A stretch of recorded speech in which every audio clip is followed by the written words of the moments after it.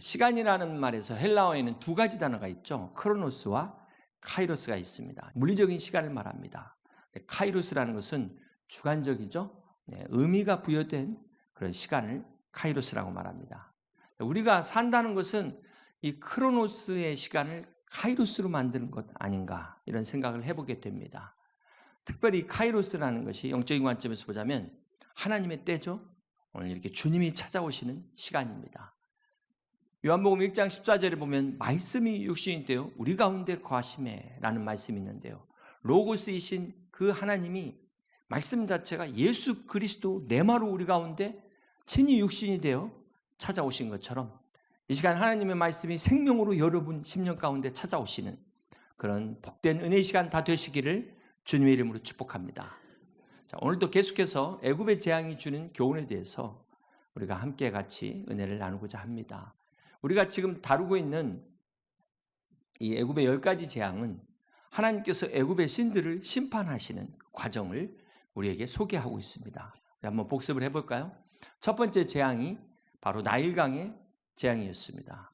나일강의 신들이 바로 하피신, 오시리스라는 나일강의 수호신들이 있었는데요. 생명의 젖줄인 나일강을 그 신들이 보호하는 것이 아니라 바로 하나님이 주관하신다. 여호와 하나님만이 진정한 신이시다라는 것이 재앙의 의미였습니다. 두 번째 재앙은 어떤 재앙이죠? 개구리의 재앙입니다. 헤크트라는 다산을 상징하는, 풍요를 상징하는 이 개구리의 신과 세 번째는 이의 재앙이죠. 네 번째는 파리의 재앙입니다. 자, 이런 곤충들도 신으로 섬기는 어리석은 인간들이 이 질병을 일으키는 이 모든 신들도 다 하나님이 주관하신다라는 것입니다. 자, 이런 지금까지 우리가 살펴보는 이런 재앙들이 바로의 입장에서는 어떤 의미가 있을까요? 자, 이 나일강과 이와 파리와 앞으로 진행되는 이 모든 10가지의 재앙이 바로에게는 하나님께서 회개할 기회를 주시고 있다는 것입니다. 그런데도 이 바로는 그걸 깨닫지 못하고 고집으로 인해서 더 큰 재앙을 맞이하게 됩니다. 여러분, 고집과 인내의 차이는 어디에 있을까요? 아집과 소신의 차이. 지난번에도 한번 말씀을 드렸지만 우리는 이 애굽의 재앙이 주는 교훈을 통해서 아집을 버려야 된다. 하나님 앞에서의 고집은 결국은 망하는 길입니다. 믿음이라는 것은 내 고집을 꺾는 것이죠. 하나님 앞에서 내 고집을 내려놓는 것입니다. 그렇습니다. 자, 우리가 또 이 애굽의 재앙들을 통해서 한 가지 생각해 봐야 될 것은 바로와 같이 강팍한 자들을 심판하는 이 재앙과 또 믿는 자들이 연단을 받는 고난, 우리가 이것을 어떻게 구별할 수 있을까요? 자, 이것을 정확하게 구별하지 않으면 상당히 은혜를 받는데 어려우실 수가 있습니다. 자, 둘 다 겉으로 볼 때는 똑같은 고난입니다. 재앙으로 보일 수 있어요. 그러나 그 내면적인 동기를 볼 때는 완전히 다르다는 것입니다. 자, 이 어떻게 재앙과 고난을 구별할 수 있을까요? 그리스도 안에 있는 자들에게 있어서의 이 고난은 욥과 같은 시련과 연단이 된다는 것입니다. 그런데 그리스도 밖에 있는 이 고난은 바로와 같이 바로의 심판과 같은 재앙이 된다는 것입니다. 그러므로 우리 믿는 자들이 고난을 당할 때 내가 그리스도 안에 있다면 어떻게 생각해야 돼요? 감사하셔야 되는 거예요. 기뻐하셔야 되는 겁니다. 하나님이 나를 버리지 않으셨다. 오히려 하나님이 나를 버리신 게 아니라 하나님이 나를 사랑하시는구나. 그렇습니다. 그러나 하나님께서 믿지 않는 자들에게는 내버려 두심으로 이 악인을 심판하신다고 말씀하셨습니다. 그리고 믿는 자들에게는 사랑하셔서 간섭하시는 그 사랑의 하나님께서 은혜를 베푸시기 위한 고난은 축복이라는 것을 잊지 마시기를 바랍니다. 결국 내가 믿느냐 안 믿느냐라는 것이 우리가 우리 인생의 앞에 찾아온 이 고난 앞에서 내가 이것을 어떻게 받아들이는가에 따라서 달라진다는 것입니다. 내가 이 고난 가운데 어떻게 행동하느냐가 내가 믿음이 있는가 없는가를 보여준다는 것입니다. 안 믿는 사람들은 고난 가운데 오히려 바로처럼 더 강팍해져요. 하나님과 더 멀어집니다. 그러나 믿음의 성도들은 고난을 통해서 어떻게 주님께 더 가까이 나가게 되는 것입니다. 그래서 고난이 축복이 된다는 것입니다. 사랑하는 성도 여러분, 오늘 여러분에게는 악인의 심판이 아니라 그리스도 안에서 믿는 자들에게 주시는 이 고난의 축복을 잘 기억하셔서 믿음 가운데 승리할 수 있는 저와 여러분 다 되시기를 주님의 이름으로 축복합니다. 네, 오늘은 5번째 재앙으로 우리가 출애굽기 9장 3절 말씀을 다시 한번 봅니다. 여호와의 손이 들에 있는 내 가축 곧 말과 나귀와 낙타와 소와 양에게 더하리니 심한 돌림병이 있을 것이며. 네, 오늘 5번째 재앙은 돌림병, 전염병입니다. 이 자연주의자들은 이 전염병을 앞에서 개구리의 떼죽음과 파리떼의 재앙으로 인해서 자연히 이 전염병이 창궐할 수밖에 없는 그런 환경이다라고 주장을 합니다. 자, 그렇다면은 이 4절의 말씀을 어떻게 설명할 수 있을까요? 우리 4절 같이 한번 보시겠습니다. 여호와가 이스라엘의 가축과 애굽의 가축을 구별하리니 이스라엘 자손에게 속한 것은 하나도 죽지 아니하리라 하셨다. 이것을 어떻게 설명할 수 있을까요? 실제로 보니까 바로가 어떻게 했어요? 사람을 보내어 본즉 이스라엘 가축은 하나도 죽지 아니하였더라. 바로가 직접 사람을 보내서 확인까지 했어요. 자기네는 다 죽었는데 이스라엘 백성들인 쪽은 죽지 않았다는 거예요. 그걸 확인하고도 어떻게 했어요? 그러나 바로의 마음이 완강하여 백성을 보내지 아니하니라. 자, 이렇게 바로의 마음이 고집스럽게도 이 똥꼬집이죠. 패망의 길을 선택한 것입니다. 사랑하는 성도 여러분, 오늘 말씀에 여호와의 손이 그랬어요. 여호와의 손. 하나님의 손이 어떤 손입니까? 전능하신 손.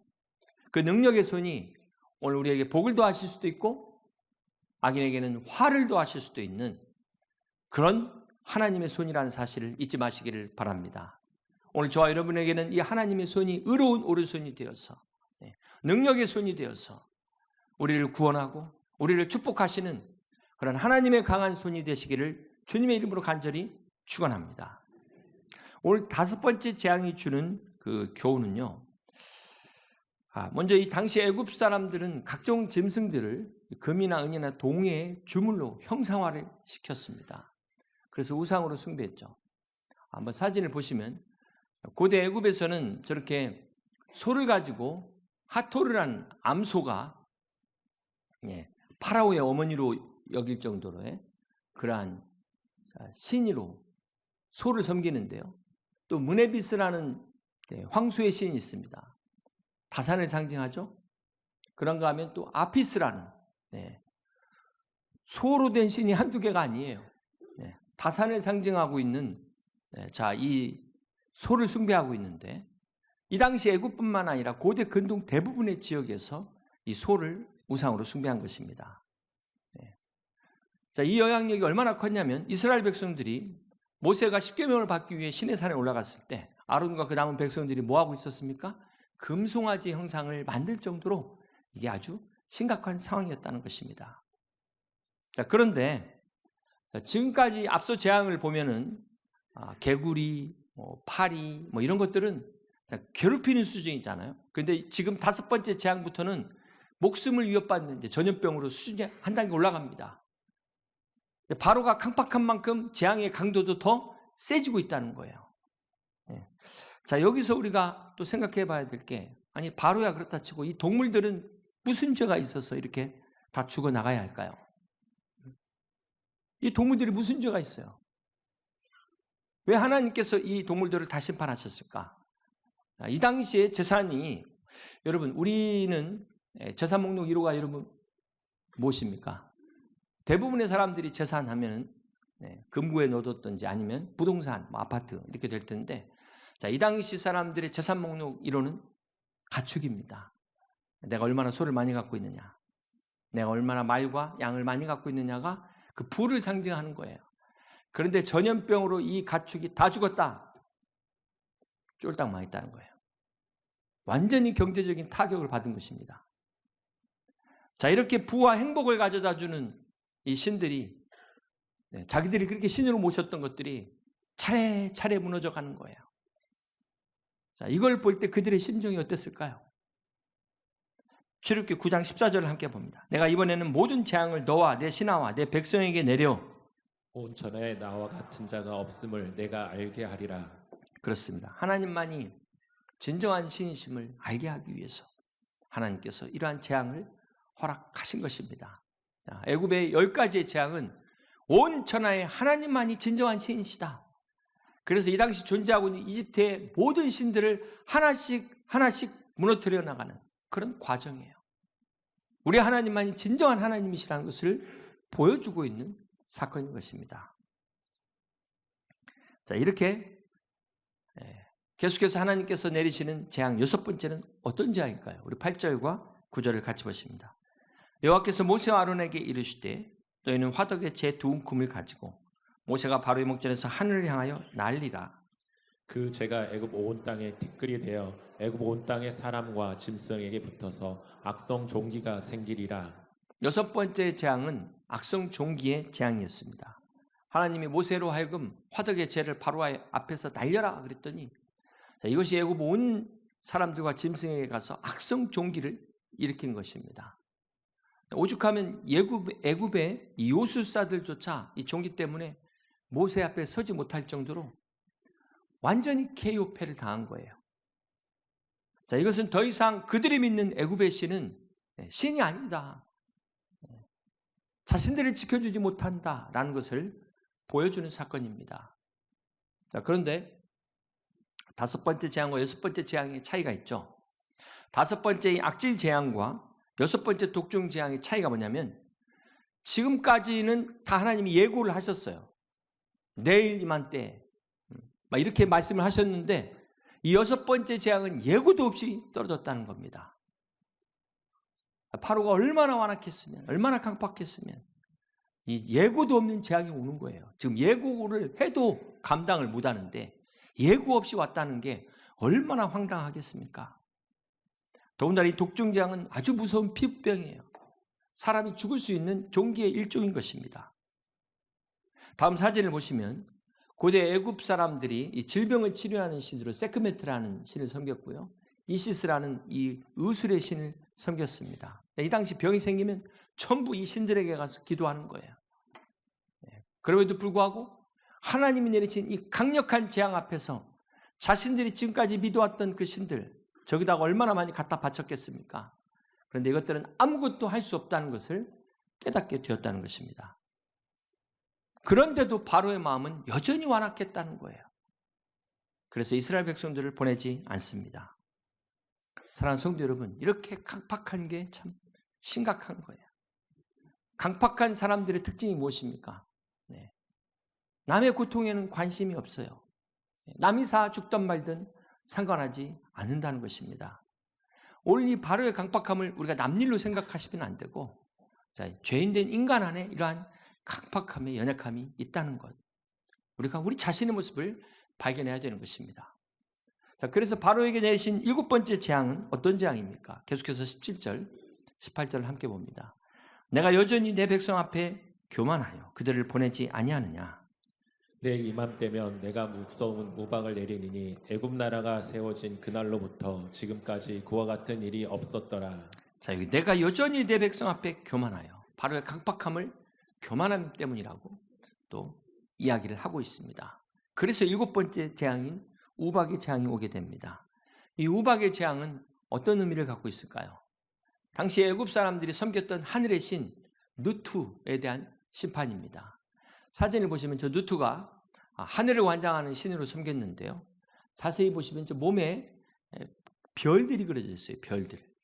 그리고 이 손이, 누투의 손과 발이 서쪽과 동쪽의 지평선에 닿아 있어서 하늘을 주관하고 있다라는 것을 상징하고 있습니다. 자, 이 7번째 우박의 재앙도 이 하늘의 신에 대한 하나님의 심판을 이야기하는 거예요. 전부 다 모든 심판이 다 그런 의미를 갖고 있습니다. 기록에 의하면 이집트는 기후적으로나 지리적으로 여건상 우박이 잘 안 내린답니다. 그나마도 한 4년에 한 번 내릴까 말까 한 그러한 지형적인 위치인데, 자, 그럼에도 불구하고 지금 오늘 본문에 역사상 전무후무한 우박이 폭우처럼 쏟아졌다는 거예요. 그것도 천둥과 내성과 함께 동반한 불덩이가 떨어지는 우박이 쏟아졌다는 겁니다. 어떻게 됐을까요? 그냥 모든 농작물이 다 초토화됐다는 것이죠. 여러분 한번 사진을 보시면 이 사진은 호주에서 실제로 내린 우박의 사진입니다. 저 손바닥에 우박의 크기 잘 보이십니까? 저런 우박이 하늘에서 내렸다. 맞으면 어떻게 될까요? 돌아가시는 거 아니겠습니까? 불덩이까지 같이 섞여서 내린다고 한번 생각해 보세요. 이건 정말 끔찍한 일 아닙니까? 자, 그런데 이스라엘 자손들이 거주하는 그 지역에는 저 우박이 내리지 않았다는 사실입니다. 자, 그래서 중요한 것은 우리가 19절부터 21절까지 한번 보실까요? 이제 사람을 보내어 내 가축과 내 들에 있는 것을 다 모으라. 사람이나 짐승이나 무릇 들에 있어서 집에 돌아오지 않는 것들에게는 우박이 그 위에 내리리니 그것들이 죽으리라 하셨다라 하시니라. 바로의 신하 중에 여호와의 말씀을 두려워하는 자들은 그 종들과 가축을 집으로 피하여 들였으나 여호와의 말씀을 마음에 두지 아니하는 사람은 그의 종들과 가축을 들에 그대로 두었더라. 자, 애굽 사람들 중에서도 여호와의 말씀을 두려워하는 사람들은 그 종과 가축들을 다 집 안으로 들였다는 것이죠. 이렇게 비록 애굽 사람일지라도 하나님을 인정하고 말씀을 따르는 자들은 피해를 보지 않았다는 거예요. 반면에 하나님의 말씀을 마음에 두지 않고 하나님의 말씀을 믿지 않은 자들, 그래서 그냥 밖에다가 종들과 가축을 그대로 둔 사람들 어떻게 됩니까? 다 죽었다는 것입니다. 자, 오늘 이것이 우리에게 주는 교훈이 뭘까요? 우리가 아무리 머리로 믿고 입으로 믿는다고 고백해도 행동으로 순종하지 않으면 결과는 똑같습니다. 안 믿는 것과 똑같은 죽음이었다는 거예요.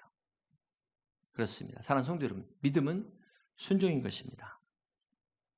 자, 여기서 우리가 또 이 바로가 이 우박의 재앙이 얼마나 무서웠으면, 얼마나 힘들었으면 태도가 바뀌죠? 27절을 보십시오. 바로가 사람을 보내어 모세와 아론을 불러 그들에게 이르되 뭐라고 이야기합니까?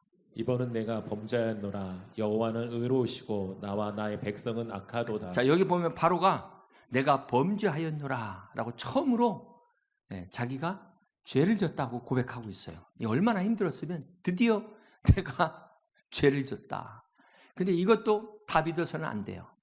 왜 그렇습니까? 보니까 자, 이번은 내가 범죄하였노라. 이게 회개일까요? 이걸 어떻게 봐야 될까요? 완전한 회개가 아니죠?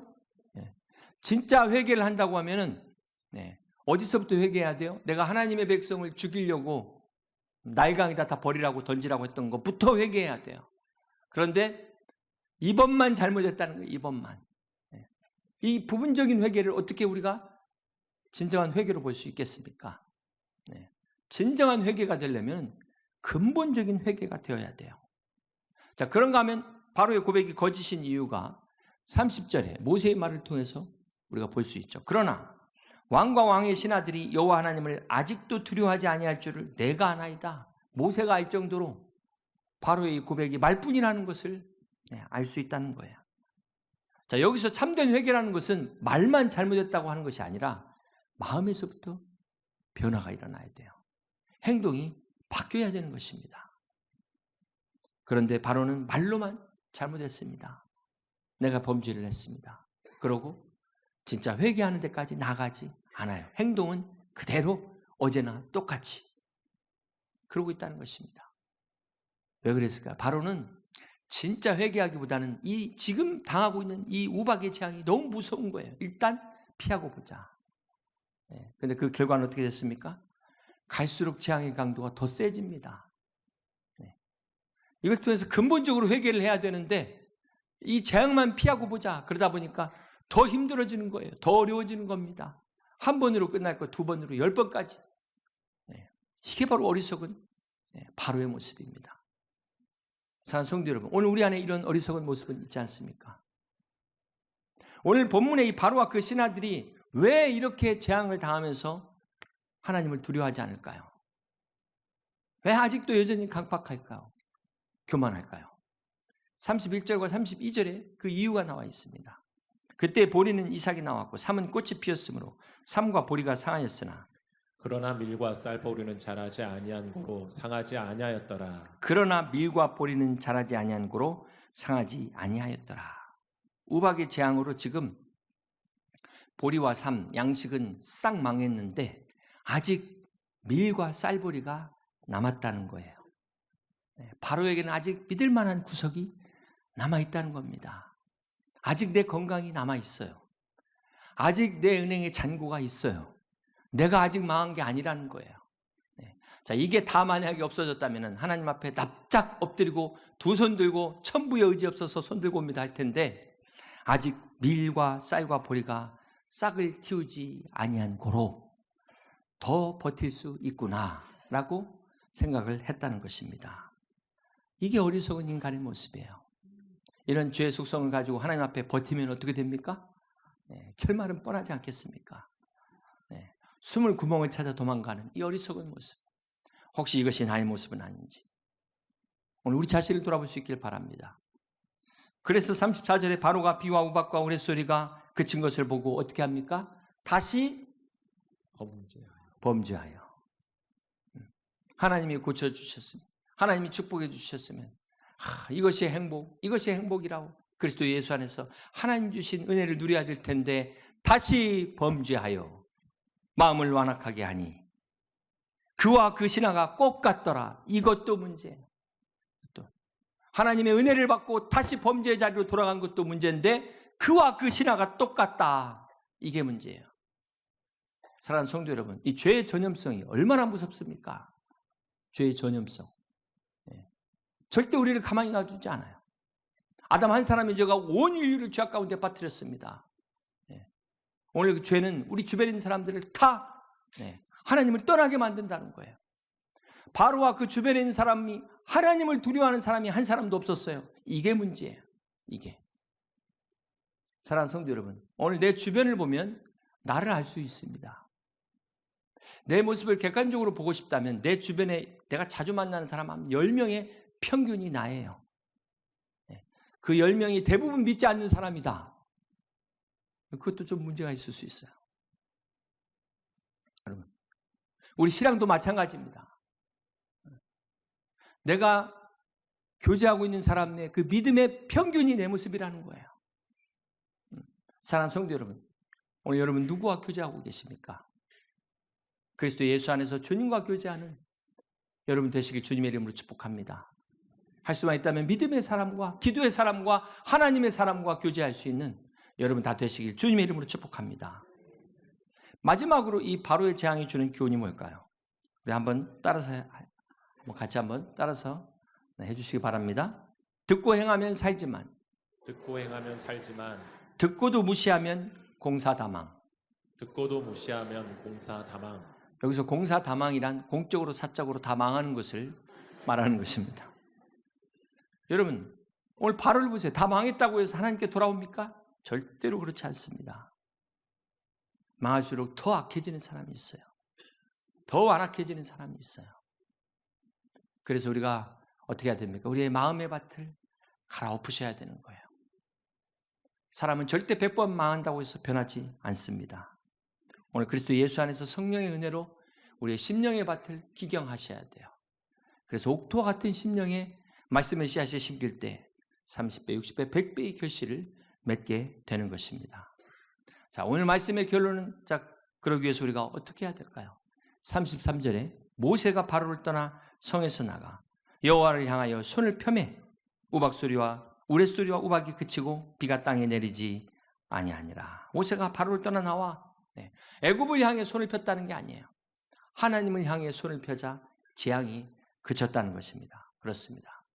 모세가 하나님을 향해 손을 핀 것처럼 사랑하는 성도 여러분, 오늘 우리도 하나님을 향해서 기도의 손을 올릴 수 있는 여러분 다 되시기를 주님의 이름으로 축복합니다.